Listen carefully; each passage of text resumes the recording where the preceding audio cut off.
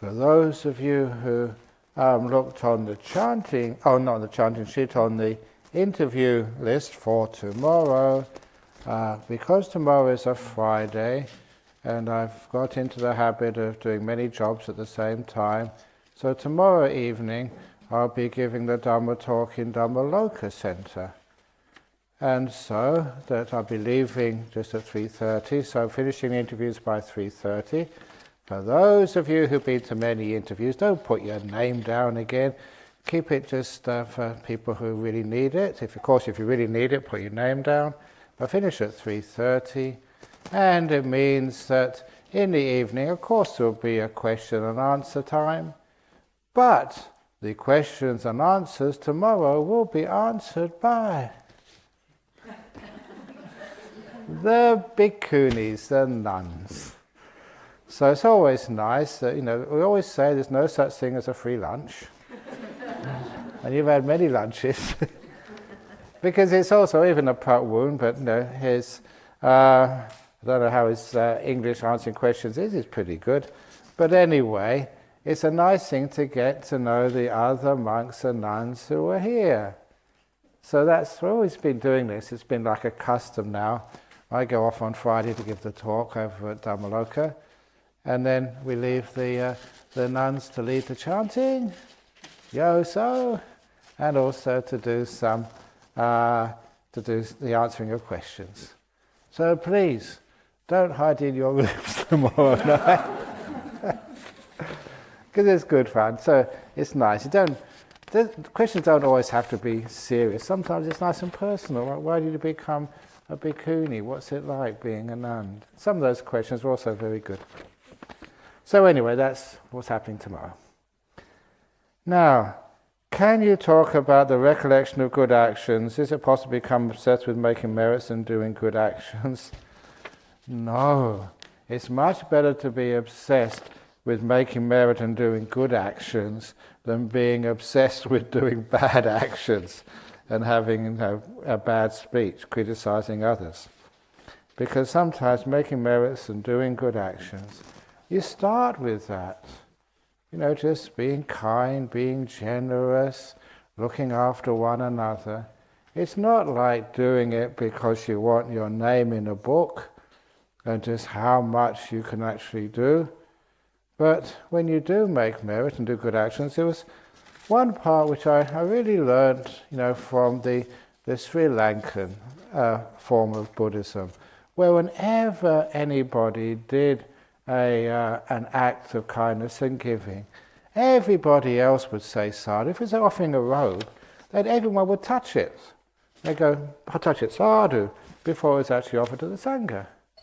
So everybody was rejoicing in the offering. And I thought that was so cool, because I did come from a poor home, and sometimes I wish I could have done more. But what happened is that everybody, even the poorest of persons, then they're offering a robe or offering the food or offering a donation, and before it's offered to the monk, they touch it too. Sadhu, they rejoice in the offering. And if you rejoice in the offering, it's like you just made it yourself. So poor people can give very expensive gifts. And so in other words, you say sadhu, sadhu, sadhu, and you get the same merit. Isn't that beautiful? You share it. So I love that. So we rejoice in making merit and doing good actions. And my goodness, I think it'd be wonderful if everybody obsessed in this world with making merit and doing good actions, instead of accumulating their own money and just, getting sort of miserable or just jealous. So this is a beautiful thing to do. And I always remember that story of, I don't know where I read it, such a long time ago. It was a journalist had managed to get himself into Tibet when His Holiness the Dalai Lama was still there. So it's such a long time ago. And he was following him around, doing a story on this Dalai Lama before he was really well known. And during that little research he did, he was following the Dalai Lama around when he went to tour in many different villages. And at every village he went to, people were lining up to give him things. And he was wondering, what does the Dalai Lama need with all these things? He lives in a palace, whatever he wants he can get. People really look after him there. And he was getting more and more critical until there was a very poor old lady. Waited the time in the queue and then came up to His Holiness the Dalai Lama and gave this monk a woman's skirt. And she was so dirt poor.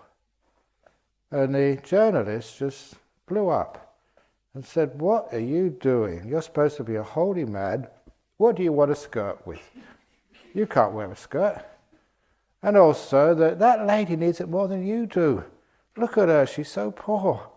Why did you accept this?" And he was really angry. And the Dalai Lama just replied, "It's very true. I don't need this skirt. But that woman needs to give it to me." And that was just blew me away. It's just how we do need to make merit, and we need to do good karma, we need to be kind, we need to be generous. And there with the Dalai Lama, he wouldn't wear it. In the next village, he would give it out to another poor woman. So you get the generosity and the sharing, which was really important. And I've had so many stories like that. Many of you, because you're present, remember the old Lakshmi, the old Lakshmi, the Sri Lankan woman who, was her children, just around the back of Nolamara temple. His name, I think, is Ajita, and I forget now anyway. But anyway, this old Sri Lankan lady, she came up to me. Remember Lakshmi? Yeah. And a really sweet, old Sri Lankan woman, and always very, very faithful. And so she came up to me before a talk, and she said, "I made you these socks. I've knitted them for myself. Have these socks." I don't wear socks. Even, you can ask Venerable Chanda. I was in England recently, in Cambridge. I didn't wear any socks. Don't need them. Even actually a couple of people noticed them. "Why aren't you wearing socks? It's cold climate." So don't need a good circulation. I don't wear socks, even in England, in the wintertime, November. So this was about this time of the year in Perth. So what did I do? I didn't say, "Nah, I don't need some socks. Give them to somebody else." That'd be such a nasty thing to do. I said, "Oh, thank you so much. You knitted them. That's so amazing." And so, she was very pleased. And then, before I went in to give the talk, I put those socks on. Even though they were itchy and really hot. And I was giving my talk in Nolamara Temple, giving my talk and about sort of the Four Noble Truths and this and that. And as I was giving the Four Noble Truths, when I was talking about this, I put my leg out. And she was sitting to my right somewhere, and I was waiting for her response. And I heard her, "He's wearing my socks! He's wearing my socks!" That was so cute. So it's not just obsessed with making good karma, it's rejoicing in it. The wonderful thing, even if you don't need socks, I gave it to somebody else afterwards, recycled them. And so that's a wonderful thing to do. So that's actually why, the recollection of good actions, every time I remember that, gives me so much fun, so much joy. And, I was not in the giving end, I was the receiving end of it. It's a beautiful reaction. So that's why good actions are obsessed with it. Do as much as you can. Good actions. Just share it. Let people know. So if anyone gives you a present, don't say, "No, I've got enough." Accept it and give it to somebody else. That's why I don't know how much chocolate you've given me, on this retreat, how much tea. I always receive it, and I give it to them. Well, I tried to give it to the nuns the other day. They said, "No, I'm getting fat." Well, that's part of the course. You can always give it to somebody, and it's wonderful to do that. So I love doing that. So that's why the recollection of it gives you so much joy and happiness and the kindness. For example, it's not just people give to the monks and monks give to the people, the nuns give to the people. But I should remind you of this. This is a wonderful little story. All of you meditators were sitting on that part of the hall here. That was laid by monks, especially by Ajahn Santuti. He led the group because if ever you've done any building, I was just, organising all of this, and the builder said, I asked him sort of, are we going to be finished in time? I said, we'll be finished in January. You sure? Yes. And I said, are you really sure? And are you doubting my professional ability? The building manager said, I was okay, make sure it's finished in January, but I expect it finished in March. Because I knew that people can't predict the future, and the big boss, yeah, we'll get it finished in March. When it came to March, there was still a lot of work to do. But by that time, we'd organised the opening. It was the beginning of the Easter retreat in 2009, I think it was. And the grand opening followed by the first 9-day retreat here. And what happened? The day before the big opening, they couldn't finish the floor. The contractors said, we've had enough, we're going home. They got to get new contractors? No. So it was late afternoon, and there was a big unfinished part of that floor. And we're having a grand opening the following day. We had Jeff Gallup, he came along there. He owed me a couple of favours. He was a former Premier of Western Australia. And he had this big ceremony the next day, and the floor wasn't finished. So who do you call in times of difficulty? The 7th Cavalry of Serpentine, the monks. So those monks, I think it was about 2 or 3 o'clock in the morning, they were laying this floor. 4 o'clock in the morning maybe they finished, so that all the lay people could come and celebrate this retreat centre, and also just to do the first retreat. So that's our giving. We do that as well. It's very nice. So every time you sit on there, remember that was laid by monks who went without sleep that night. Nice, isn't it? It's gratitude, isn't it? Oh yeah, this is... So I tell you that, and I rejoice in that. It gives me a lot of energy. And it's one of the tricks which I employ, that sometimes, you can't control your schedule sometimes. Sometimes I'm trying as I get older to try to have a bit of slack in my daily schedule, so that if something happens I can actually just fit something extra in. Because what do you do if somebody's really sick? Somebody just really needs you. You can't say, no, I've done my 8 hours today, I'm knocking off. You can't do things like that. So, sometimes you do get a bit exhausted and tired, jet lagged and stuff. But my trick. Sometimes when you have to perform, give a talk, and maybe 3,000-4,000 people are waiting for you, and you're exhausted. Or you've got, sickness. What do? Give me half an hour. And I don't focus on my breath. I don't do loving kindness meditation. I sit there, close my eyes, and think of all the incredible stuff which I've done and I'm going to do. All the sacrifice, people I've inspired, people I've taught, monks which I've ordained, bhikkhunis, monasteries for bhikkhunis which I've really put myself on the line to make that happen.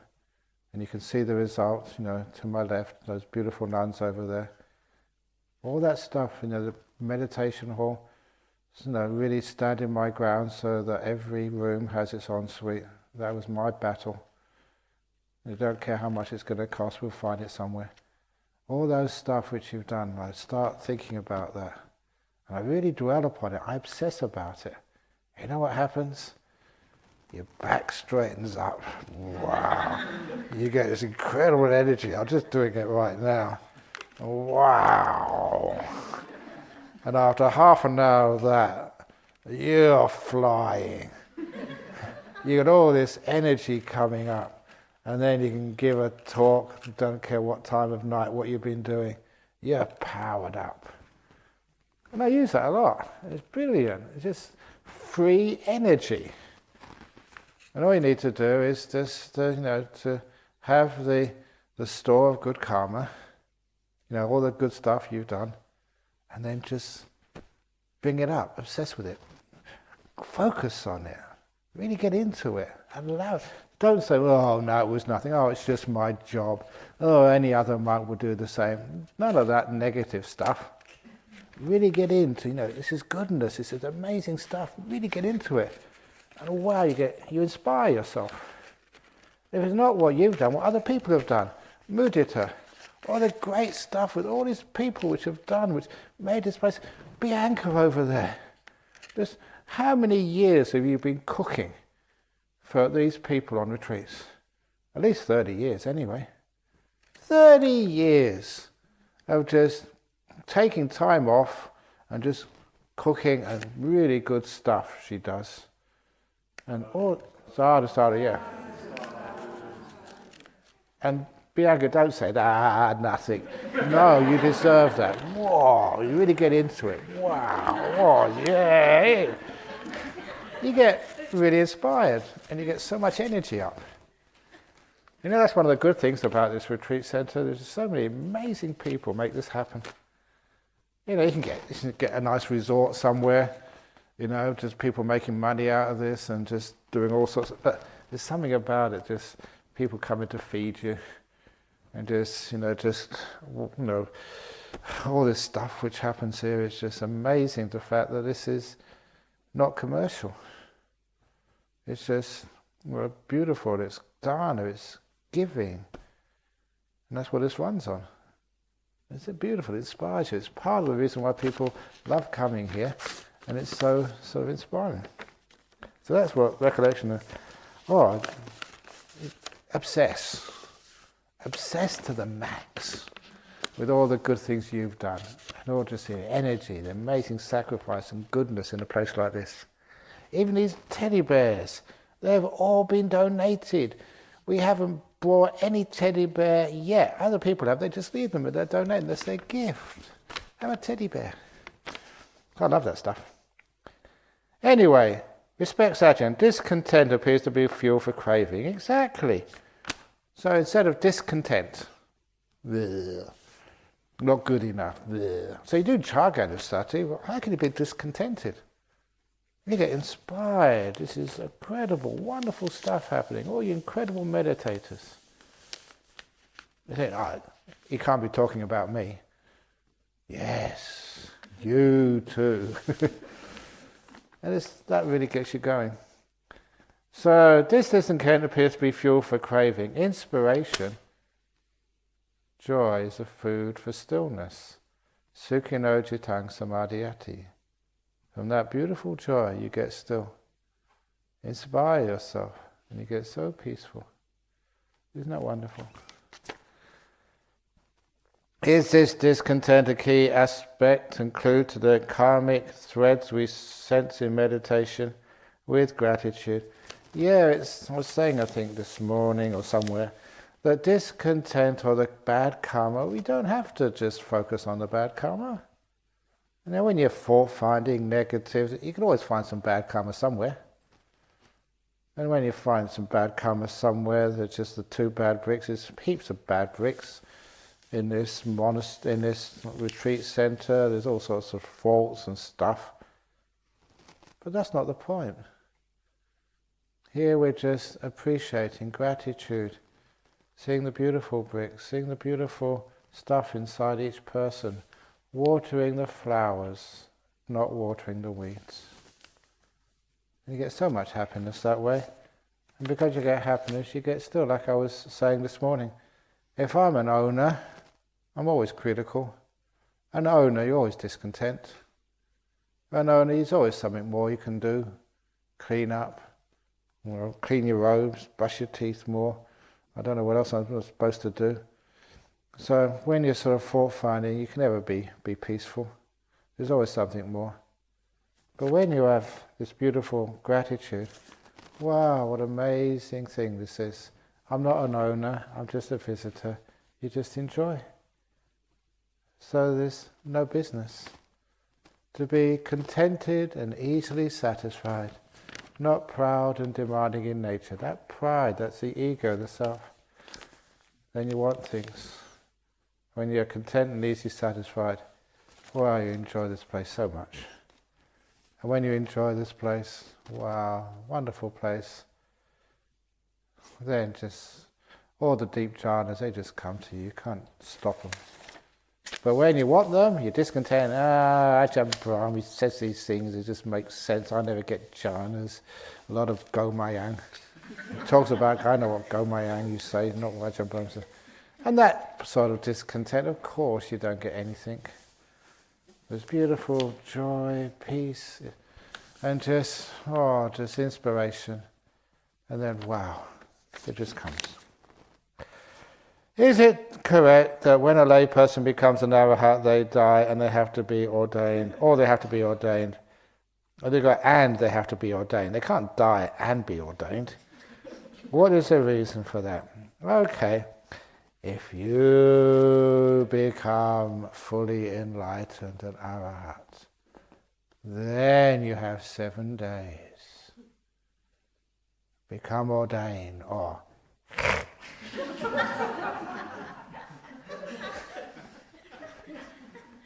now, that's what it says, and you think, that really must be Gomayang. But when you actually understand what goes on, especially I mentioned a few times about the will, this will which you preserve and cherish so much that many bills of human rights are supposed to preserve your will. They call it in the US Constitution the pursuit of happiness is enshrined. The freedom of desire, where wise people realize the freedom of desire is no freedom at all. It's incredible that as a monk, as a nun, there's so many things you can't do. So don't you feel, there's food in there, you may be hungry, why can't we eat it? You got you all know now where you can get a signal, and I've seen you up by the gate and up by over there, you get a signal. Why can't you just, watch the cricket or watch the movie or something? It's there, it's not bad, why can't I do that? Why do we have to keep precepts anyway? Why do we have to become a monk or a nun? What's the point of it? It is because we're becoming free from desires. Not the freedom of desire, to go wherever you want, do whatever you want, because that's no freedom at all. It's a freedom from desire. Desire is not followed, it's restrained, it is subdued, and it loses its power. So you don't need things. Personal experiences. This is one of the reasons why, if ever you want to make donations, please don't give it to the monks or the nuns. There is a loophole. We all know the loopholes. And the loophole is that this man, this is in Thailand many years ago, he said, I want to make a donation. I said, well, donation box is over there. And they said, no, I want it for you. Because, I support the monastery, but you've really helped me. Anything personal, just for you. I really want to give something to you. I said, well, I can't accept any money. He said, I know that. So I have, I think, 100 baht. This was 40 years ago. That was a lot of money. He said, what do you want for that amount of money? You let me know, and I get it for you. And just that's my dana to you. So what they do is actually called mendicant allowance. So you can say, Ajahn Brahm really helped me, taught a great retreat. Here's $100. Tell me what you want for $100, and I'll go and get it for you. Don't ever do that to me. They only tried that once on me, 100 baht, and my mind went blank. I don't know what I want. And this fellow was busy. He had to go to work. And so I could see him getting rested. Come on, let me know, something. And I got this great idea. I will tell you tomorrow. Come back at the same time. I'll think about it tonight. And tomorrow I'll let you know. I said, okay, great. So off he went to work or whatever he was doing. And that night, I sat in my hut after the evening meeting. And I looked for a piece of paper. All I had to write on was this was absolutely true, was the cover of a mosquito coil. On the inside it was blank. So I got a pencil, which is all I had, and wrote by a candle light. And it was obvious the first thing I wanted, just a simple exercise book, a real paper. Instead of a pencil, just a simple biro pen, not a Mont Blanc or a Parker, just something which can write, simple. And then the next thing I thought of was, the light of a candle is just, will make you ruin your eyes. So just a very simple one of these little oil lamps, which runs on kerosene, with a little wick. And then, of course, you needed some matches to light the thing. And then when we're talking about lights, my flashlight was just, was non-existent. So, and this you're living in a jungle. So, and if you don't actually just have a flashlight, there's all these things which could bite you. And just, if they don't sting you, they kill you. So they've got really bad eyesight, those little centipedes and ants. They think that, that your toe is a worm.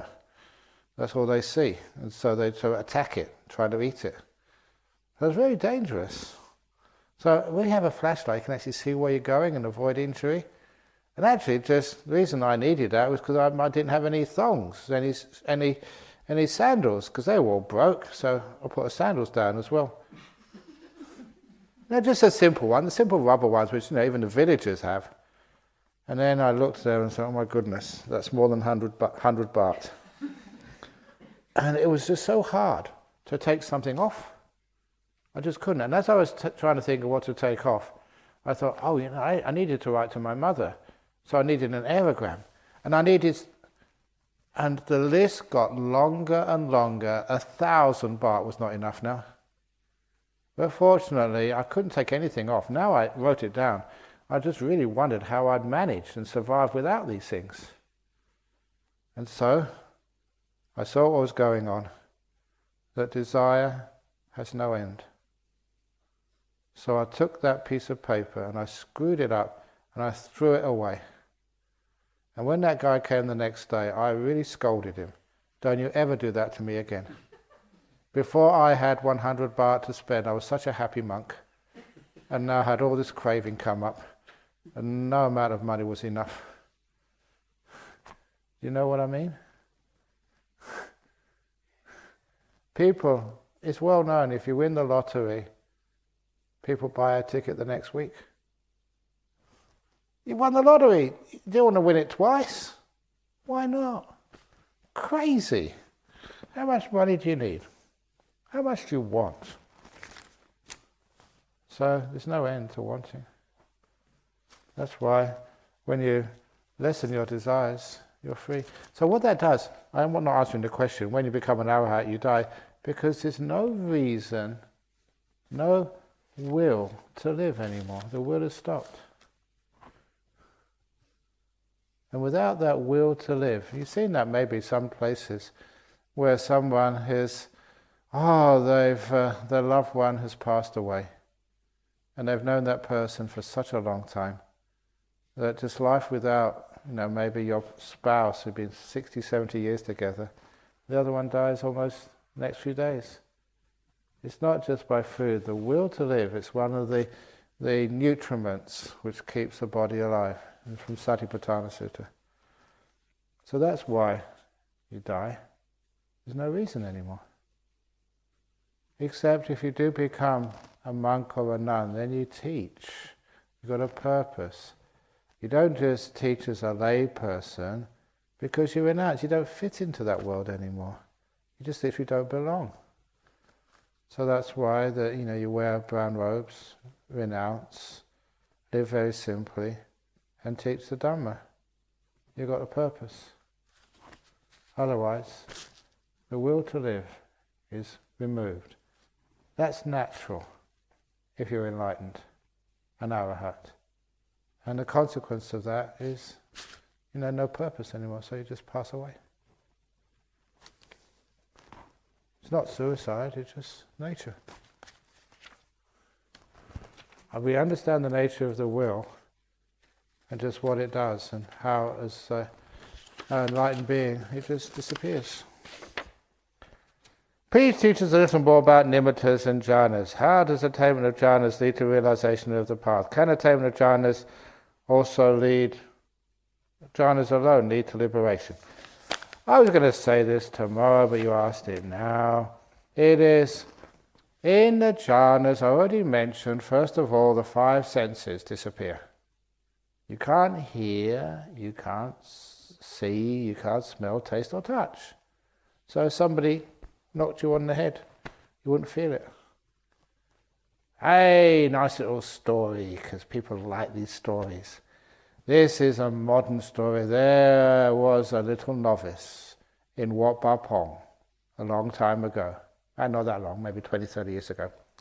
You know, these novice monks, they, go and ordain in temples because it's a social safety net. They don't have orphanages or schools. And if a family has too many children, they can't look after them, or there's a death, they go and get looked after in a monastery. And they usually get schooled and looked after, and when they get about 16 or 17, they usually get a bit sort of hot under the lower robe, and so they go and disrobe and just go to university and live their usual life. So it's just a nice little safety net. So this little novice, I forget why he was in the monastery, but there he was, and Ajahn Chah was given one of his talks in the evening. Now, when Ajahn Chah used to give talks, sometimes they would go on for about 6 or 7 hours, maybe even longer. And I know this. You know how much I respect and love. I said yesterday, my experience was that Ajahn Chah was fully enlightened. But sometimes his talks could be so boring.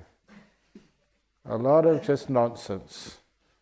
But you listen because every now and again he'd say something incredibly profound, and it was worth waiting 3 or 4 hours just for that one-liner, which was, wow. It was like diamonds, digging the diamonds out from a mine. There's so much soil and rock, but then you get the diamond, and it's worth all that work. So this was one of those nights. Ajahn Chah wasn't really just on his top form, and so it was really boring talk. And this was a little novice, about 10, 11, 12 years of age, I forget how old. And he said, look, it's okay for these big monks, to stay up. I'm a little fellow, I need to go to bed, I need my sleep, I'm only 11, this is really boring, and I'm tired, and I'm aching. And this little novice started to get a negative mind, and then he started to think, when is Ajahn Chah going to stop? When is he going to stop? When is he going to stop? When is he going to stop? And it became repetitive. When is he going to stop? And then this was going on a long time in his mind. And then he had what we call the insights. A lot of time the insights, you just turn it the other way around. See it from a different angle. Change your perception. And his perception changed by saying, when am I going to stop? And a few hours later, he came out of his meditation. The monks had already left. He was alone in the meditation hall. It was dawn already. He'd been meditating there for hours. He'd stopped. Got into a very nice deep jhana, the first time he had a good meditation. And he never heard the monks ring the bell. We do chanting when we leave. He never heard them just talk to one another or just make a noise as they went out. He never heard a thing. His 5 senses were totally shut down, having a beautiful, blissful time for 4 or 5 hours. Wonderful little anecdote. Even a small novice could do that. When are you going to stop? And so this describes what the jhanas are like. And everything stops except the mind is just blissed out, perfectly still. So what's the point of that? The point of that is things vanish. 5 senses go. And especially in the second jhana, the will vanishes as well. You're perfectly still. You can't help yourself. You can't do anything. There's no buttons anymore to press.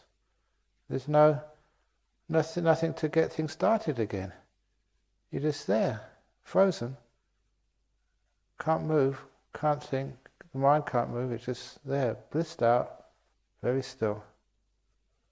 Extremely still. And you can't interfere with it. Nature. The will has vanished. Now, what happens here is the simile of the tadpole and the frog. Once upon a time, there was a little tadpole who lived in a pond next to a meditation center. And that little tadpole, she was such a smart girl. You don't know that it's a school down there. I know that because they use the term school of fish. Oh, come on, I'm making it up. I was going to try to entertain myself because I told the story many times and you've heard it many times, so it changes a little bit. So anyway, it's a school, and so this is a very smart little girl. She learnt, all of the especially loved science. And what she really did, she did lots of experiments. There was a university down there as well, and she got a PhD in water, hydrology. And so she knew everything, so she thought, about hydrology. She even, because there were some monks used to sit down there and discuss Abhidharma, she even knew the Abhidharma idea of water. She was an expert on water. But how do you think a tadpole with all that learning can ever understand water? In theory, yes. But she can't understand water no more than a fish can understand water. How can you understand that when you were born in it, lived all your life in it, swam in it? It's always there. You don't notice it anymore. So fishes can't understand water, even if they study it. Even if you listen to every talk about the five senses, even if you're a doctor, neuroscientist, you've done all the research, how the heck do you think you can know about the five senses, what they really are? Because they're always there for you. You live in that world. But the difference between a tadpole and a fish is that the tadpole changes. She grows. She has little arms come out and little legs come out. She's transforming. And one day, she doesn't really know what's going on, but now she's a frog. And not knowing what's going on, she jumps out of the lake. You don't know what's going on, and sometimes you're sitting there and these incredible lights come and then, wow, body's gone. And it's an experience unlike anything you've ever had before. Imagine what it must feel like for a frog jumping out for the first time. Weird, strange, probably terrified. If I had a frog teacher in there, and a bald-headed frog in there with a brown robe, she would go to see that, venerable sister, what's going on? Things disappeared. Oh, it's natural, just let go. Stop being a control freak. Next time you jump out of that lake, imagine that you are just driving a car with Ajahn Brahm in the passenger seat, and he tells you just to let go. So the next time the frog jumps out, does that, and it's standing. Weird place. Unlike anything it's experienced before. That's like getting into a jhana. Why is it strange? Because there's things which have always been there, and now they're gone. That's what happens in your jhanas. Things which have always been there, no longer there. First jhana, five senses. You can't feel anything anymore. You can't hear. Perfectly aware, but not of the five senses. Now you have a chance, an opportunity to understand what this body and five senses really are. Before you may have learnt about them, but you don't really know what they are. But now you do, because they're gone. Only now can the frog know what water is, once it's gone. But even more than that, the will. That is something which has always been there for you. You don't always exercise your will, but you can if you want to. It's there, the buttons are there for you. Whenever you need to press them, you can walk out this door. But, so that's how you think anyway, what you assume. But when you get into these jhanas, even the first jhana is pretty much gone. Second jhana, it's obvious. It's not there anymore. That's weird. Something which has always been there has now vanished completely. So when you come out afterwards, you know what this will is. It is not me, not mine, not a self, subject to coming and going, and is suffering. So pain in the mind. I was going to say pain in the neck or pain in the arse, but it's a real pain, it's suffering. Will? And you cherish it and protect it, don't let anybody interfere with it. It's one of your prized possessions which you're attached to and protect at all costs. It's a pain. It's suffering. Let go. Stop trying. You're just encouraging and feeding your will. Imagine your will totally vanishes. That is scary. If my will vanishes, someone will take control of me. No, they don't. You just bliss out and may even get enlightened. Because now you understand what your will is.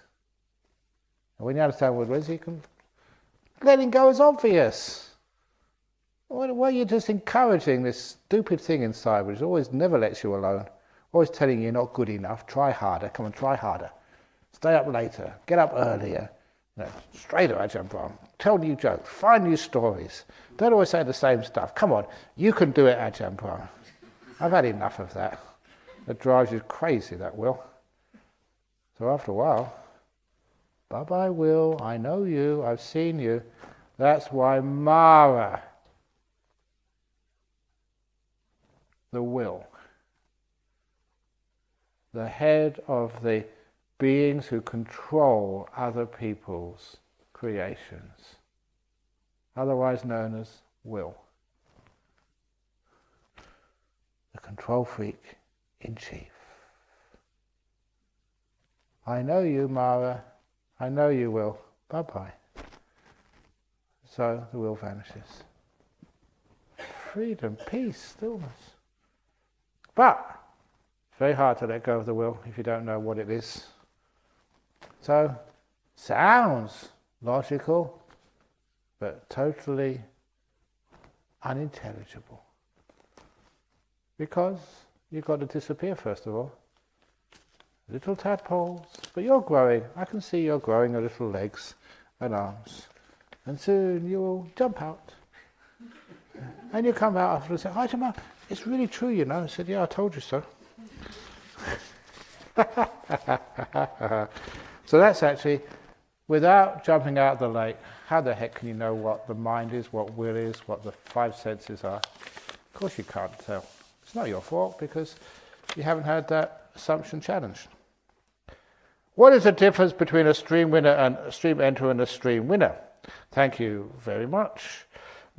People use language just all over the place. So stream enterer, stream winner, you're entering the path to being a sotapanna, a stream winner, and then you get the path. So we don't really make much difference between the two of them, because if you get one, you have to get the other before you die. So it's just actually the being a stream winner is, you've seen there's nobody in here. There is no self. There's nothing. Gone. Finished. Poof. What are we doing this for? To see we don't exist? Precisely. What's the meaning of life? I had this little machine once. I've had two of them, but they've both been auctioned. Not your fault. But there's a meaning of life machine. I love that machine because it just explains, the path, the goal of Buddhism so beautifully in a visual aid, a machine. It's a box, ordinary looking black box, and it's got a switch in it, just a little switch. And you turn the switch on, and then a little lever comes out, if you're really lucky, an arm, and it turns the switch off again and goes back inside again, and that's it. It's a machine whose whole purpose is to turn itself off. That is so profound. That's what I call the enlightenment machine. Dear Ajahn, is it possible to be kind to sexual thoughts? I remember telling you that time to be kind to them, but don't get entangled in them. So if you get entangled in them, then you just waste so much time. There's one monk, he's quite well known, it's not me. I shouldn't tell you who it is. He told me he had to, in his tradition, 2-hour meditation every morning. I know sometimes, this was in Thailand, it was hot, steamy jungle, it's so tough. And getting up early in the morning, you're sleepy and it's a struggle. So one day, we got up and here we go again, 2 hours of suffering. So he started thinking of sexual fantasy. He said, it's amazing, the 2 hours passed without any aches and pains in the body, just really quickly, a lot of fun. So it's a nice, we couldn't call it meditation, but the time went without any suffering. So he thought. The trouble was, his teacher had psychic powers. I'm in trouble now. And sure enough, his teacher, when he got up, after bowing to the Buddha, he went right to this Western monk, right up to him. And this poor Westerner was so terrified. What's he going to say? He's going to sort of bust me in public. And this monk came up to him and said, you've just been wasting your time. And then he walked off. Instead of actually scolding him, he was just pointing out, you've been wasting time. That's all. And so that's it. If you have sexual, if you're really kind to them, but don't get entangled, they disappear. Because why do you have those? Because you're not feeling good. You just, you haven't got any kindness, it's discontent again. When you have kindness, you get contentment back again, and you don't need those thoughts anymore.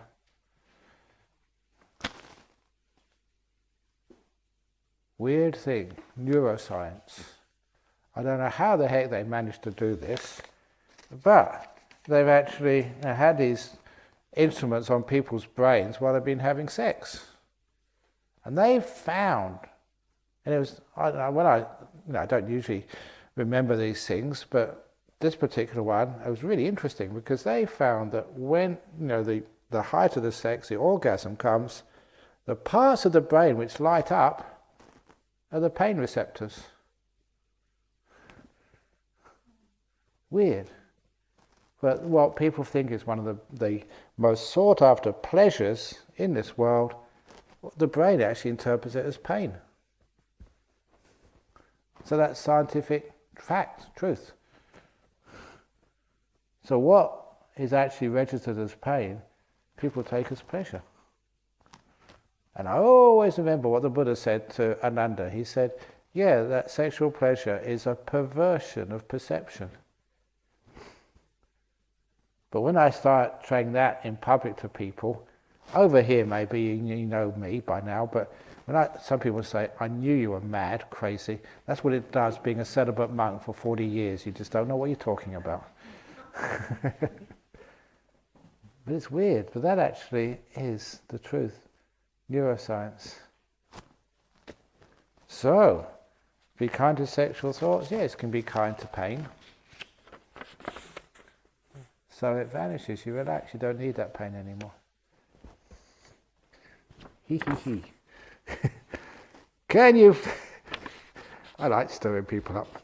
But I've got to be careful because sometimes when I talk like this, especially get into this no will and stuff, people actually go to bed at night, they can't sleep at all.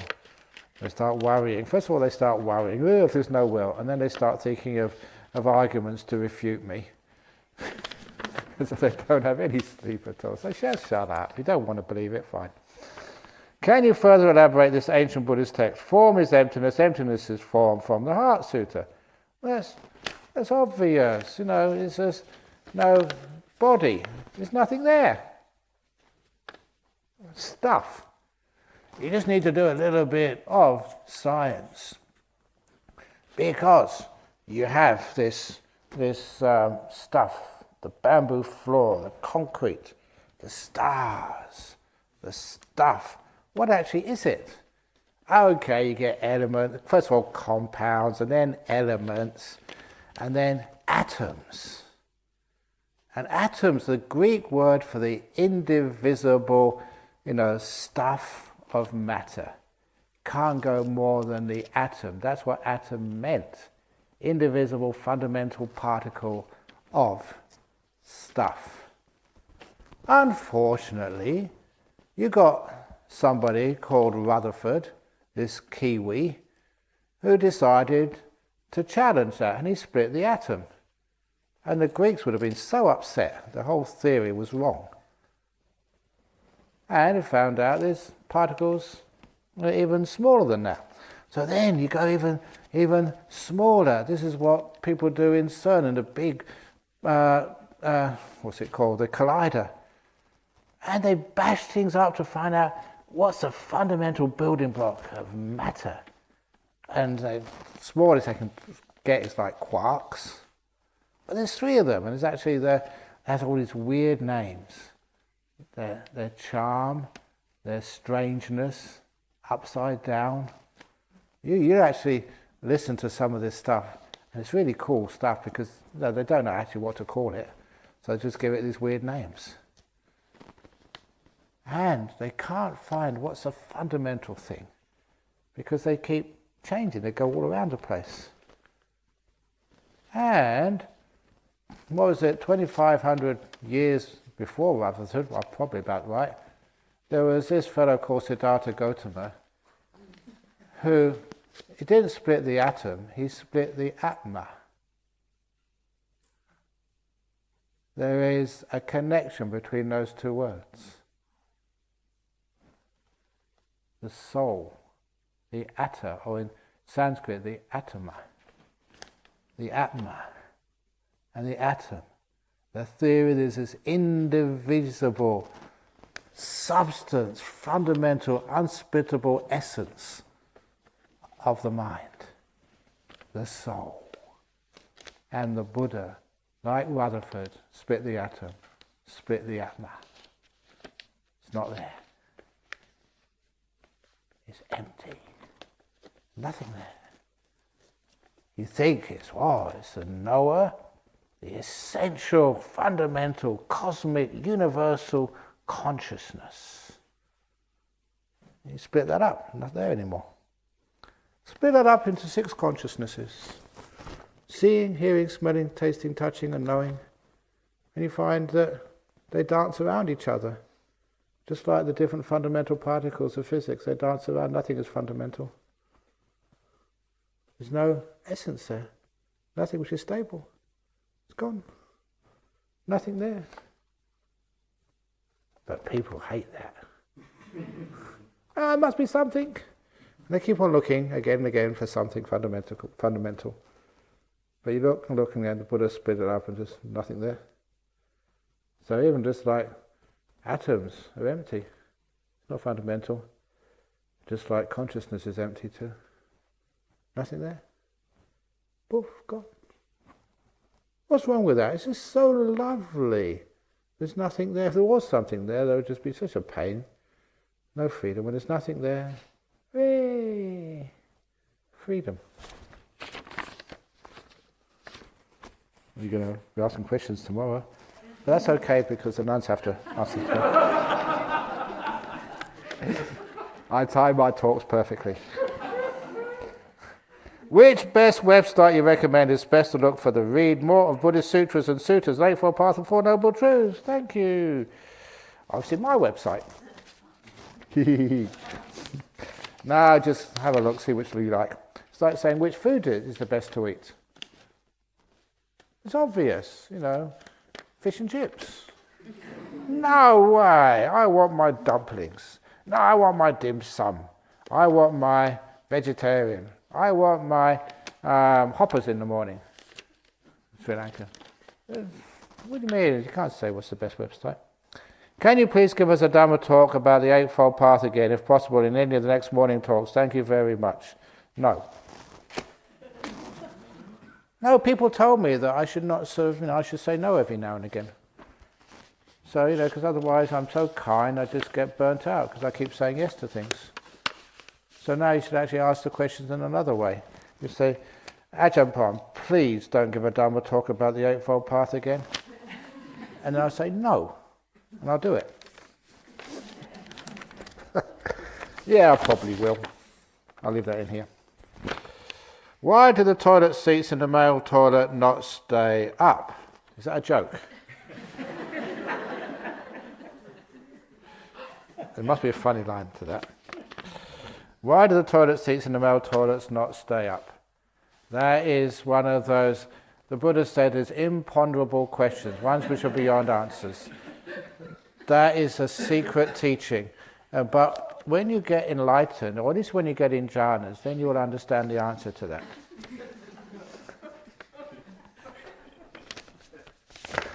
Next question, what is the fourth jhana like? Like nothing you've experienced before. Do you speak with the dead often? Sometimes when I give talks, it's like speaking with the dead. Don't pay attention. Do devas often visit you? Often visit you. What is often? So they could visit me more often, but they should make appointments. So just come in whenever they want to. Can you please explain how one can be kind and gentle to stray thoughts without engaging in them? I have trouble understanding this concept.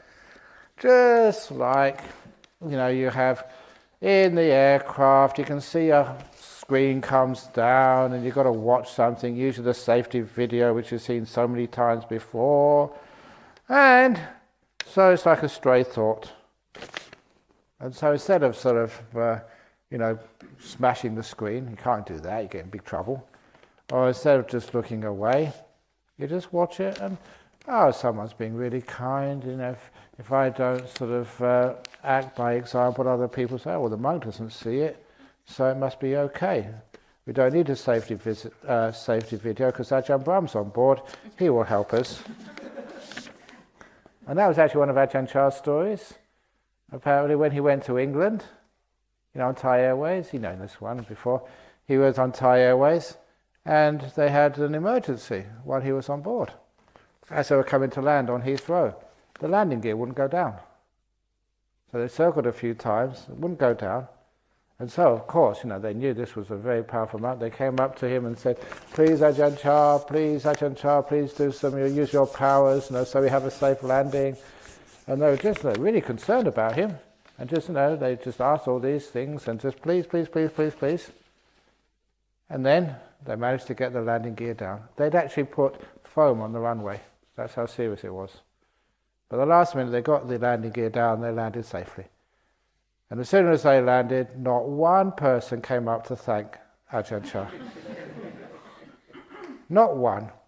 And Ajahn Chah turned around to the monk who was his attendant and said, see, they're not looking at me anymore, they're just looking at the pretty Thai flight attendants. That's what he said. So, what's I saying? Oh yeah. So the safety video comes down. You know that in Thailand, that they always like putting the monks in the front seat of the buses. And this happened to me many times. I was waiting out in Chonburi just for the bus going into Bangkok, and as soon as the bus stopped, the bus driver, big smile on his face, get in, you don't need to pay. He put me in the very front seat. And if ever you see these bus drivers in Thailand, the best of the time, they're suicidal. And they had a movie on the front, on the big... And this bus driver, no exaggeration, he was watching the movie. And I was in the front, you see all these trucks coming straight towards you. And it was my job to make sure that they didn't hit. That was my job. That's why I got on there for free, in the front. Well, we got there okay in the end. But that's the Thai custom. Put your monks in the front so it'll protect all the people behind. So one day, I wasn't travelling in a bus, I was going on Thai Airways in the economy class. So I told one of the attendants, I said, well, sometimes these aircraft crash, and if you put me in the front, I'll probably be able to protect you.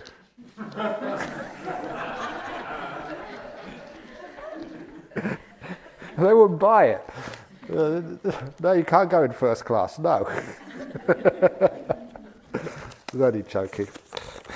So anyway, there's a stray thoughts, okay. There's a lot of stray thoughts, and I've engaged in them. But they were fun. So if you don't want to engage in them, just put some distance between you and the stray thoughts. They're over there somewhere, they're not me. So I don't have to really engage in them. When you get caught up in them, like when I went past that big TV monitor where they're playing soccer, you saw that. It's a replay. You don't get sucked in and get really engaged in it. It's only a football match, it's only a cricket match. Sometimes you win, sometimes you lose. And just people who really get into sport are really dumb. Look, I don't know how many teams there is, like in, say, World Cup soccer. I don't know, maybe 20, 32 or something. Well, how many teams there are in, what else is going on? In Wimbledon, how many people playing tennis? About 64, 128 or something. 127 of those people you support are going to go home disappointed. If it's a soccer, all those teams you support, only one will win the World Cup. The rest will go back miserable, failures. And the worst failure at all, the people who suffer the most, you get to the final. You get to the final and then you get beaten. That is the worst suffering. So it's best actually to get knocked out early. That's what I say, then it's over. You don't have to waste your time. So, it's only a little suffering, you get knocked out early. So that's why just all these people are just wondering, apparently Australia have got into the World Cup finals or whatever. They're just asking for suffering. What hope has got Australia of beating these really expensive teams? There's been no hope at all. So it should be like Thailand or Sri Lanka. Get knocked out early and they can have a nice easy time of it. That's what I say. So they don't get engaged in these things on the TV. You see it's just a movie. You know how it's going to end. How it's going to end. I used to watch movies, apparently it's still the same. They have all these monster movies. When I was young watching movies, the monster, I remember Tarantula. It was a little spider who was in a nuclear accident and was bigger than an elephant. A genetically modified spider. And Tarantula, this was in the 60s or something, the special effects were just so easy to spot, and Tarantula would actually go and creep behind people and eat them. But this is honest. This is my experience. You can challenge me if you want, but they would only go and chase beautiful women. If you are old, fat, and ugly, you are totally safe. They had to be drop dead gorgeous before Tarantula would actually attack you. And of course the guys who try to protect you. So there's lots of advantages in the movies of being old and ugly. The monsters would never, they wouldn't bother with you. Things haven't changed these days. Anyway, that's how you do this. I'll better carry on, crikey. Dear Ajahn, today I asked my mind, do you want to sit meditation? The answer was no. Great. But you asked the wrong question. You should say, mind, do you not want to sit meditation? And I would say, no. So you can sit. The mind doesn't want to be told what to do. even like kids. There was this story of Nasruddin. This is Iranian Sufi. He had a son who would help him with his business, which was transporting salt from place to place with donkeys. And whenever they crossed a bridge, a narrow bridge, if the donkey was leaning to the left, he'd tell his son, push it more to the left. And the son would push it to the right. Because, if those of you had children, whatever you tell the children to do, just in principle, they do the opposite. Things haven't changed from culture to culture over thousands of years. People think that your kids are different, but they're the same. It's just kids. So if it's leaning to the other direction, it said push it further to the right, and it would push it to the left, so it always balanced. And one day they were going across a bridge, and the donkey was leaning to the right, so he said, son, push it to the right. And the son did push it to the right. The donkey fell in to the water. They lost all the salt. What did you do that for? Father, don't you remember? Today's my birthday. I'm 20 today. I'm not a teenager anymore. And that was about 400 or 500 years ago they told that story. So don't think your kids are terrible. Anyway, so do you want to sit in meditation? The answer was no. How do you deal with subtle wanting in meditation which leads to frustration and negativity when one doesn't even recognize subtle wanting in meditation in the first place? It doesn't want to meditate, then don't meditate. Just go and have a cup of tea. What do you want to do? Mind. He says, just take me for a walk. So you take it for a walk. Now what do you want? I want to rest, so take it for a rest. Now what do you want? I want a cup of tea. Take it for a cup of tea. Now what do you want? And then it said, I want to meditate now. And then, if you meditate, then you have great meditations. Give it a try. See what happens. It's not like wanting, it's working with something. It's kindness, loving kindness, working with things. Dear Ajahn Brahm, could you please explain why we should keep noble silence during this retreat? Because there was this time when I passed the kitchen in Bodhinyana Monastery. And I looked in there was 5 Thai people. The Thai people, they were making our lunch for us. And I looked through the window and I saw these 5 Thai women all had their mouths open, talking. They were talking at the same time. So I thought, wow, if there's only 5 people there and 5 people are talking, there's no one left to do the listening. We all know we've learned how to talk, but how many of you learned how to listen? That's why we keep noble silence. It's listening training. Talking training, you've had enough of that. This is listening training. Because when you're silent, you're actually listening. To your body, to your mind, you're listening to the Dhamma, instead of talking back at the Dhamma.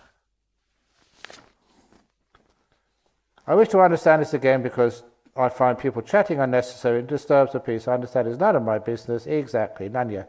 But it helps for me and others to understand noble silence. Thank you for your wisdom.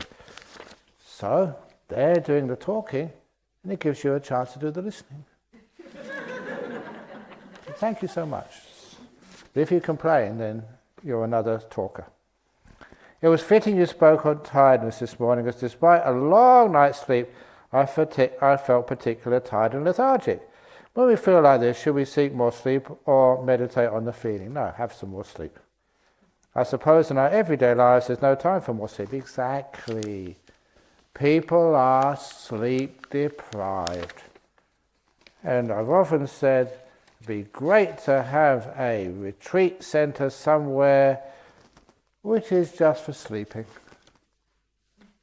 No talks, no exercise, no TVs or anything, just beds, really comfortable beds, and like room service. So you can have breakfast, lunch, dinner, all at the same time if you want, any time you like, and just to sleep. And you get up and have lunch or whatever, and then go for a little walk, and then you just go to sleep again, to really catch up on your sleep. No schedules, even actually hide all the clocks. Just to catch up on sleep. Nothing else. Wouldn't that be wonderful? Sleep retreat. This is the closest we can get. It's pretty much the same as it, but no, we do some meditation as well. But if you had people could catch up on their sleep, there'll be far less divorces, less anger, less grumpiness, far less illness. So much of the grumpiness and anger or illness is just we're tired. We're a chronically tired society. What was it that in Kuala Lumpur once when they asked me to contribute to a youth conference, a seminar I think, not a conference, and so about 300, 400 young people, 15 to 25 or something, and somebody had this really bright idea, what is your most difficult emotion? And we thought it may be like sort of anxiety or fear or maybe sexuality, but the clear winner, they put tiredness. And that was amazing. That was really an eye-opener for me and so many people. Even 15-year-olds were so tired, even at that age. Having to work so hard, socialise, do the studies, sport, whatever else. And we become so tired from such an early age. And we never actually recover. Tiredness. In the sutras, the Buddha talks about encompassing the mind of others. What does this mean? It means reading your mind. In the numerical discourses, it meant that thought vibrations can be picked up using the divine ear element. For curiosity's sake, could you please clarify what this means? It means somebody reads your mind. Now you don't need to be afraid. Because any monk or nun who knows how to do that, knows how to read. We read one mind or two minds, that's enough, never again. Your mind is not worth reading. It's like reading Pulp Fiction. You read a book, this is rubbish. You've got better things to do than read your mind. So you don't have to worry at all. If your mind is really good, well, that's worth reading. Just imagine, I remember that story when there's nothing simile, is that was when you could feel him reading your mind. And I had such a good meditation, I was really happy. Come and read this. I'm really proud of this today. Not always welcoming. Come read my mind. Come on. Really nice today. So, but a weird feeling, you can know he was inside messing around, having a look, see what's going on. And I was very happy for it. For once my mind was worth reading. What made you become a Buddhist and a monk? Oh, it's because, that I'd already told you about, because I had a broken heart. So I became a monk to forget. It was either that or the French Foreign Legion.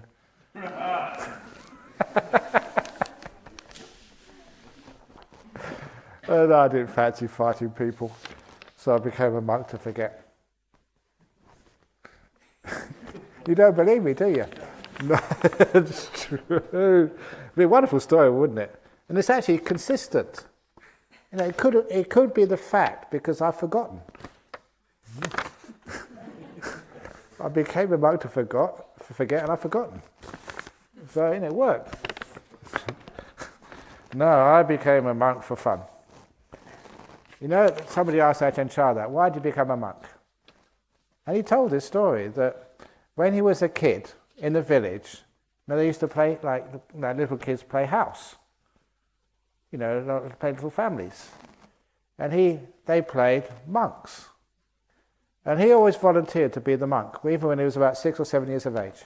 He'd volunteer, and he loved it, because he would just sit there, they put some little brown cloth all over him, and he'd sit there, and all his friends would go to their homes and bring him things to eat. He said from that time on, he always wanted to become a monk when he grew up. He actually said that. It was really fun to be around him.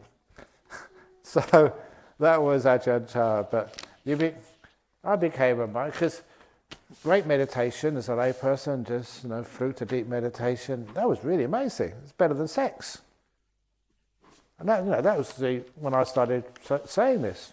Get a deep meditation is much, much better than having sex. And we don't have all the other problems like, sticky relationships and babies and all that other stuff. It was just so superior, to having girlfriends. Really expensive if you're a guy in those days. Couldn't afford it anyway. But then all this other stuff. And so there you go. They had great experience. So I decided to become a monk, because in those days you can become a monk as temporary ordination in Thailand. And I had a nice career, a free of a relationship, so it's a wonderful time in my life. No obligations, great sort of degree, so I can get a job anywhere in those days. So to Thailand, become a monk for maybe 6 months or a year, get enlightened, get that out of the way, and then from my bucket list, and then go back and carry on my career, get married, have a family and stuff like that. That's how I thought. But of course, that's how much I understood what being a monk was like. But as soon as I became a monk, that was amazing. And I tell this story, many of you have heard this, it was absolutely clear recollection. As soon as I became a monk, novice monk first of all, I would wake up in the middle of the night in this little room in Wat Saket in Bangkok with a nightmare. For the first 4 or 5 nights, sweating, a nightmare. And my nightmare was that I was a layperson. And I'd open my eyes and see my robes next to my bed on the floor. I've made it, I'm a monk. And I'd close my eyes and go into a very deep, happy sleep. And that was actually really quite shocking. That was psychology, how much I inclined towards this lifestyle. And how much it was resonating with something really deep inside me. So that when I found I was a monk, that fear disappeared. My fear was I was just not a monk. That was the cause of the nightmare. As soon as I realized I opened my eyes, it was only a nightmare, and I had a lovely sleep afterwards. I told some people, when afterwards they say, you're not going to last, so I'm in this forever. So dear Ajahn, please tell more Deva stories. Deva stories. Okay, not going to do all these questions tonight, but I'll leave these for you, because you have a few questions tomorrow.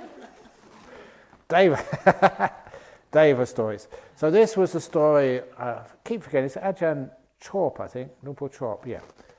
He went to Burma during just before the Second World War.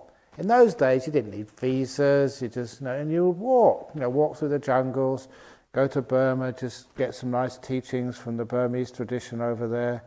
And so, monks were monks, you just, wherever you went, you didn't need credit cards. Any monastery could have a sort of a place to stay, food. It was just a beautiful lifestyle. So I was in Burma meditating, and that's when the war started. And the Japanese invaded Thailand, and so Thais were looked upon as being an ally of the Japanese and enemies of the British. So that some of the Thai people who happened to be in Burma at the time, they were just treated quite harshly by the English. And so they told this monk, you better go out, get back to Thailand as soon as possible, because your presence in Burma, the English, if they see you, they'd arrest you, interrogate you. They may think you're a spy. May intern you as an enemy. But you can't go along the normal roads because they had the British soldiers there guarding the borders. The only way out is over the jungle roads, over the mountains. So, he was young, fit, and that was the only way. So he went over the jungle route. I don't know, 4 or 5 weeks of trekking. And I've been to some of those border areas, and those mountains, they're really steep. They go up and down, and they're wilderness areas. Even when I was there, and this was much earlier, so this monk was walking, trekking here, and for days he hadn't seen any village. He had water, but no food. And it was physically exhausting. On these huge mountains, up and down. So he was really struggling, and he started to really contemplate the fact that he may not make it. He may die of exhaustion. And so as he was contemplating, the fact that he might not make it, literally, not fear, but realism, He remembered stories from the suttas that sometimes heavenly beings, these devas, actually help good monks, especially if they're in great difficulty. So he made what we call adhitthana, determination, resolve. If there are devas, I'm a good monk. I meditate, I keep my precepts, I'm really dedicated to this path, and it's none of my fault, but if you want to help someone, it'd be good if you help me. And he turned a corner in the path. This was real wilderness. And ahead was a man standing with, like they call them tiffin cans. They have little, little containers, one across the other. The bottom one usually has the rice and the curry and maybe something else, and then some dessert or fruit in the top. A full meal, which they sometimes used to take to the workers or to the temple to feed the monks. He was carrying a tiffin can there and was very well dressed. This was really strange. This was not like the normal person you see in the jungles, in the forest, who would just wear rags. This was a very well-dressed gentleman you'd expect to see in Bangkok. And he had his tiffin can. Now, as a monk, you're not really allowed to stop and ask anybody. So he just walked past this gentleman. And that's when the gentleman raised his hands and said, Nimon Krap, which is the Thai word of invitation. Nimon means, I invite you, Venerable Sir. And so the monk stopped, opened his bowl, and this man put hot food, delicious, nutritious food, into this monk's bowl. If ever you're in that part of the world now, you maybe get sticky rice and maybe a monkey hand or a potato. That's all they have to eat. And this person had really high quality food, hot. And that was so unexplainable. How did this person know the monk coming in the middle of nowhere, hot food, delicious food, and just well dressed? And so he asked this man, you're not really supposed to do this. Where are you from? And this man never answered. He just pointed. And that became one of the stories of how this deva, that's the only way you can explain it, helped a monk to fulfill the journey and arrive safely back in Thailand. Now you fast forward maybe 40 years, and there was this young English monk who was walking through the mountains of Phupan district. And I think you may know this fellow. He tells bad jokes. There's me. And I'd eaten well that morning, but I'd run out of water. I hadn't seen a village or a well or a stream, all day. And I was really struggling with heat exhaustion or just no water. And I was really in trouble. So you felt that you're really getting a bit wobbly. So I got to the top of a ridge, and in the valley there was a small settlement, about 4 or 5 houses. And I knew that part of the world, the northeast of Thailand.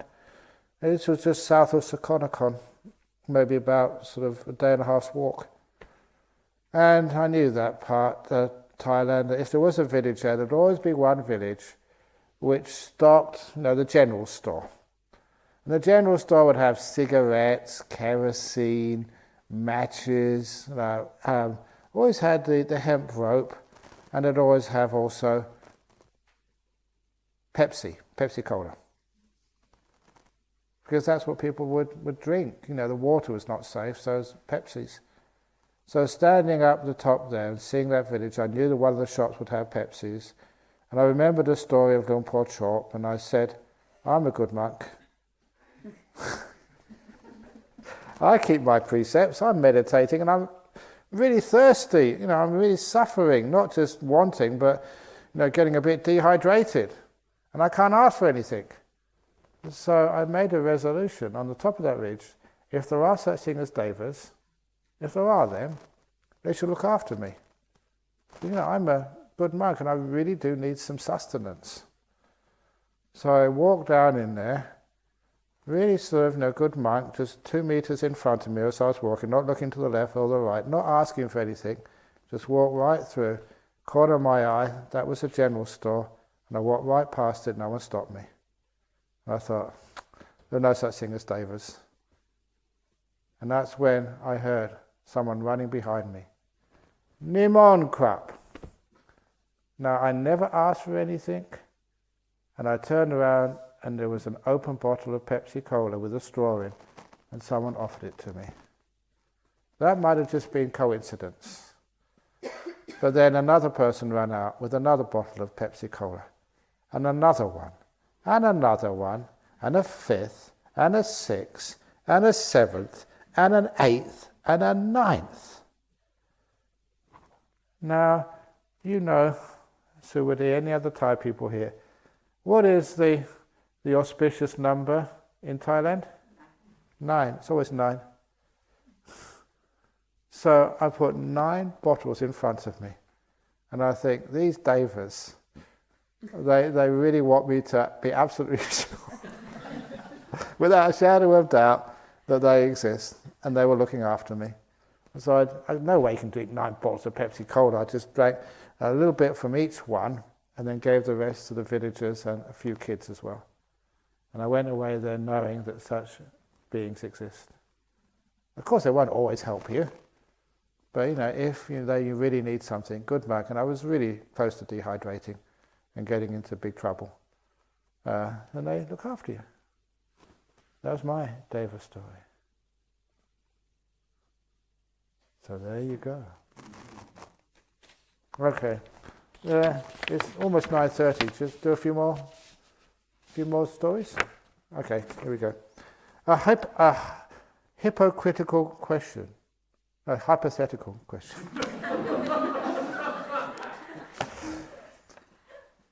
Who best serves mankind? Straight away. And the answer is womankind. That's what it says here. Because it says mankind. Why do you keep calling it mankind? What about sort of humanity, or not just beings? A scientist on the brink of discovering cancer cure, working hard day and night but not observing sila, or a forest monk meditating diligently towards seeking enlightenment. On the brink of discovering cancer cure. People are always on the brink of doing things. We've almost cracked it. We've almost got the answer to climate control, the answer to... People actually said this when I was young as a scientist. They were promised everything, but they're still doing it. So science promises, but it's always work in action. And I still remember this GP. His mentor really was a scientist. And this fellow was the head of the medical school of Royal Prince Alfred Hospital in Sydney. And he welcomed the new intake of doctors, of students who want to be doctors, saying that this is my final year, I'm going to retire next year, and I just welcome you to this medical school. 50% of what we're going to teach you in the next 4 years is wrong. Our trouble is we do not know which 50% it is. 50% of what we're going to teach you is wrong, but we don't know which 50% it is. I respect that person. They're a scientist. Always on the brink of discovery. But a long time ago, okay, you cure cancer. Then what happens? You get dementia. We get a cure for that too. And then what happens? Imagine that you had eternal life. Actually, I make a confession to you that on the trip back from London, recently that, as I was tired and just as a long journey, and I just looked through the magazine and they had a movie on there called Groundhog Day. And I watched that movie because it was such a movie about what happens if you get eternal life. Going through the same day over and over and over and over again.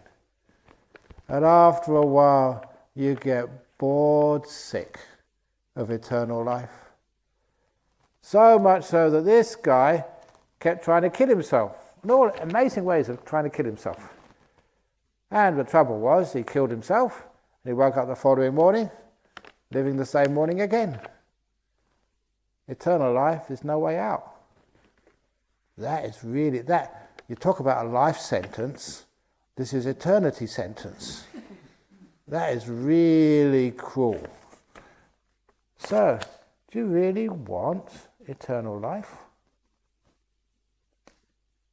Do you really want to be healthy every day? What's wrong with being sick? There's nothing wrong with being sick. It's part of life. So you've heard me say this before, if you understand Dhamma and you've got flu or you've got big pain somewhere, please go and see your GP and say, Doctor, there's something right with me. I've got flu again. Stop stigmatizing the nature of the body to sometimes get fevers, sometimes get flu. The sickness is part of life. Why do people keep trying to escape death? Because we don't understand death. So if you discover a cancer cure, working hard day and night, but not observing, that scientist will probably get the cancer. So a forest monk meditating diligently towards seeking enlightenment. The wisdom is more powerful. It's the freedom from desires. Remember that story of the Buddha under the Bodhi tree, before he was enlightened. The Mara came up to him and said, forget about enlightenment. I can make you this powerful wheel-turning monarch. That's what they called him. So that you can bring peace and prosperity and harmony to the whole world. And Buddha said, get out of here. I've heard that one before. I know you. If you had that choice, peace and prosperity and happiness to the whole world, or get enlightened, what would you do? If you were wise, one was like a salesperson selling you something which can never be achieved. The other one was selling you truth. Have a think about it. Okie dokie. Is there a single Buddhist book like a Bible? Can you give a brief outline of the different Buddhist books and their significance, please? Okay. The best Buddhist book like the Bible is meditation. Read that first. Study jhanas, and then you won't need any books ever again. One of the people I met when I was a young layperson in England, lay Buddhist, he was a Zen monk from Japan, and when he came, first of all, I couldn't really, his English was terrible. So, I went to his first talk because this time, as any Buddhist who would come, he'd go to the talks. He didn't have much choice. So he came, and I couldn't understand a word of what he was saying. And so then he went on a tour of England. When he came back after 3 or 4 weeks, he'd learned some English, but not much. So when somebody asked him this question, you've been in UK for 3 or 4 weeks, what do you think of Buddhism in UK? And this Zen monk replied, books, books, books. Too many, too many, too many. Dustbin, dustbin, dustbin. He didn't have many words, but my goodness, he was eloquent. Books, books, books. How many books do you have to read? And the other monk later on said, anyone who writes a book, according to his tradition, has to spend the next 7 lifetimes as a donkey. I'm really stuffed.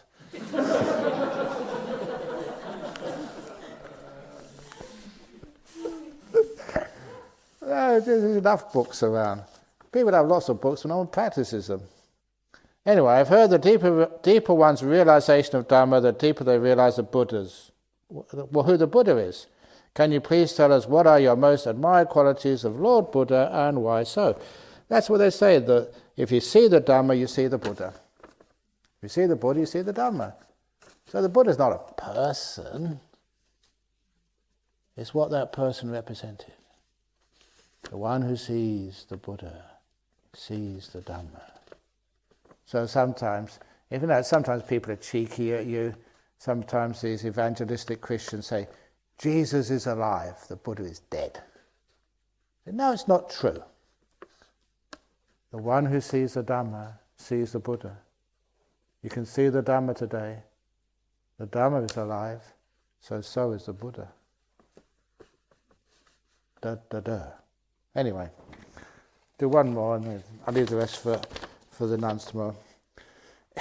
If something is creating a lot of stress and negativity in your life, such as a job or relationship, is it best to leave the situation or stay and try to change your attitude towards it?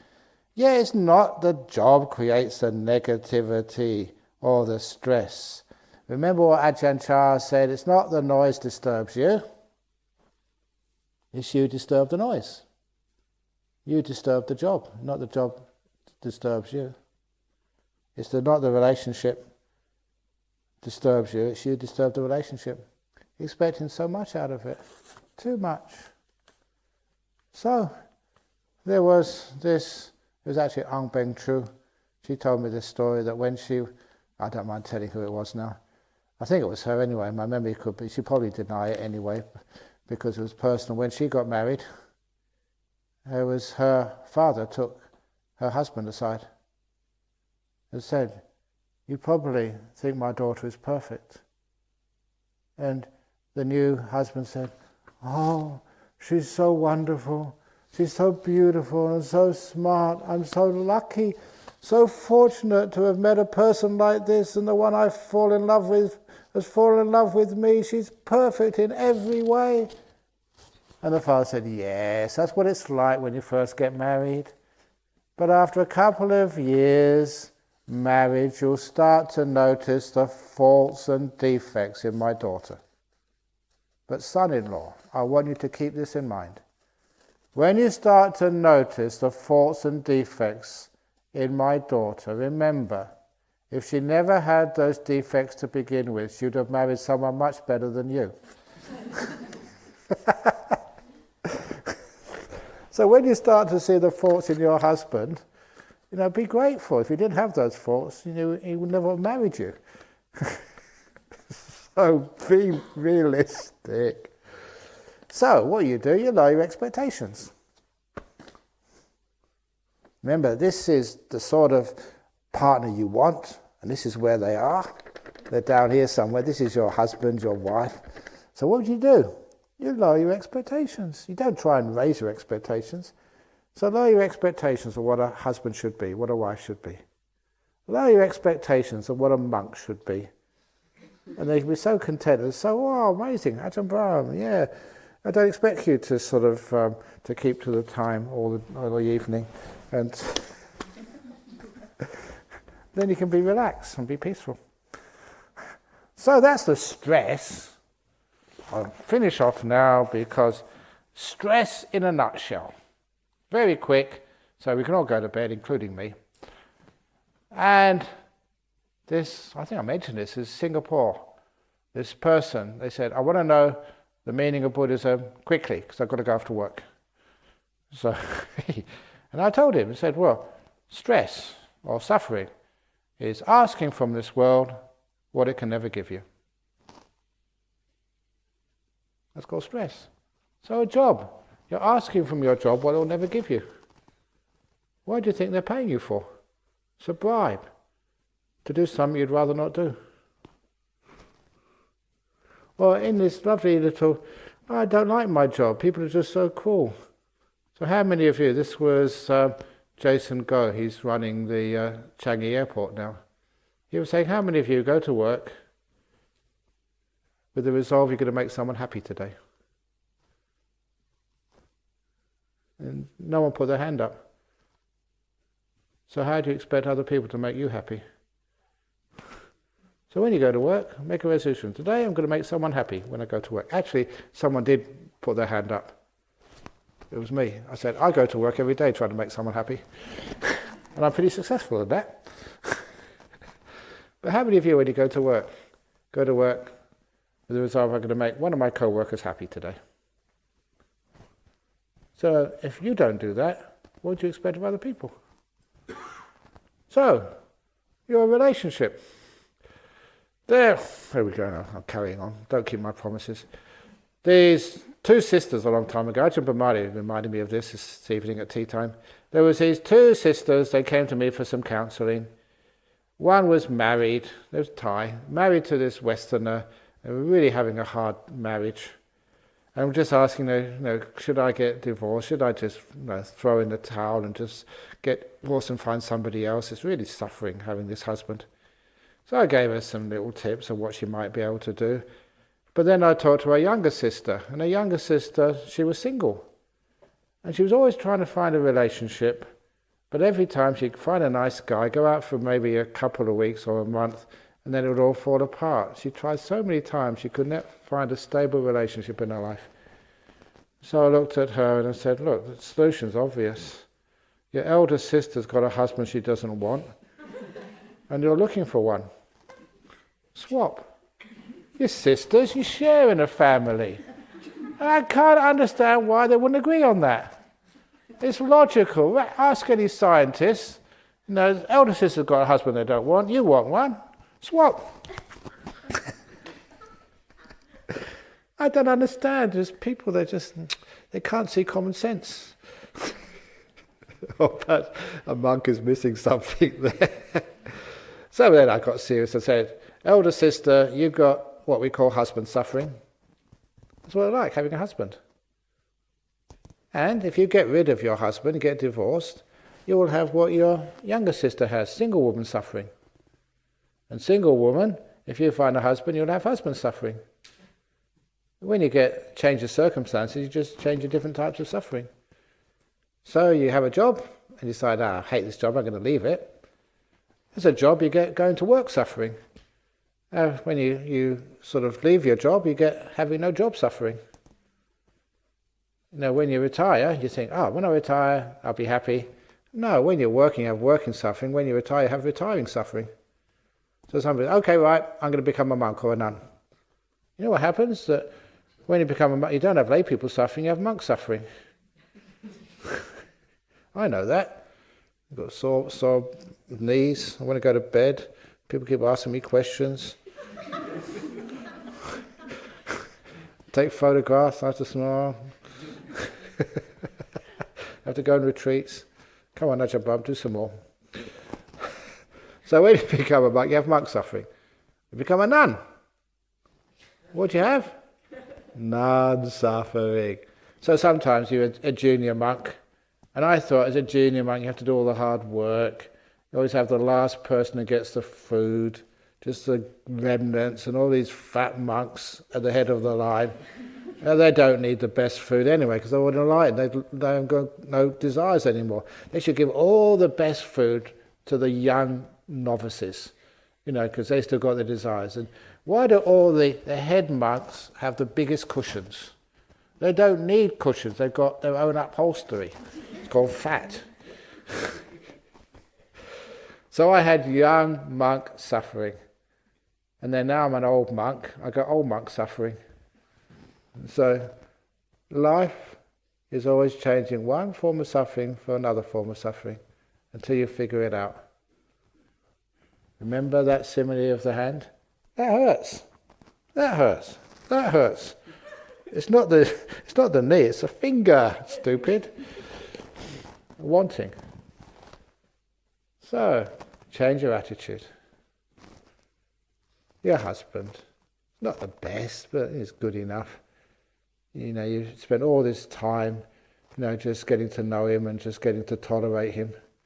So might as well just, throw all that away and try and get a new one. Best of luck, mate. They're all the same. Ask your friends. Never think you've got a defective model. That's how they're made. I know they have some cars and they have a callback because they're a danger to health. But they're all like that. And girls, you change your wife, or have a mistress, or have another wife. They call them trophy wives. At least they do, the stupid wives. And so, why do you want? They're all the same. Different chassis, but same engine.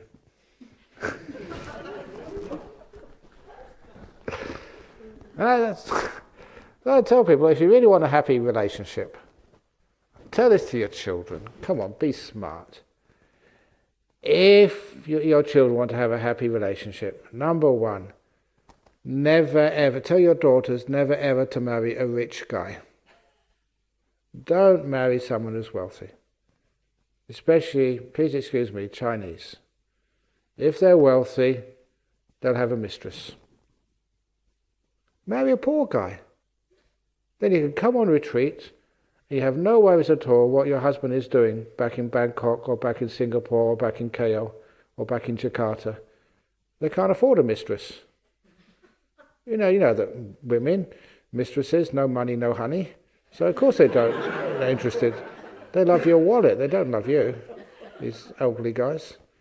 So marry a poor man and then you live happily. You can do whatever you want. And guys, don't marry a beautiful girl. You come on retreat, you haven't got a clue what she's up to because she's so attractive. All these people look at her and ogle her. Marry an ugly one. If you marry an ugly girl, then you can go to playing golf in San Francisco. Your wife is back home and you're totally safe. No one will want her. She's ugly. So you have no worries at all in life, no stress. So if you want a stress-free life, tell your kids, daughters, marry poor men, and men marry ugly daughters. It's problem solved. Happy ever after.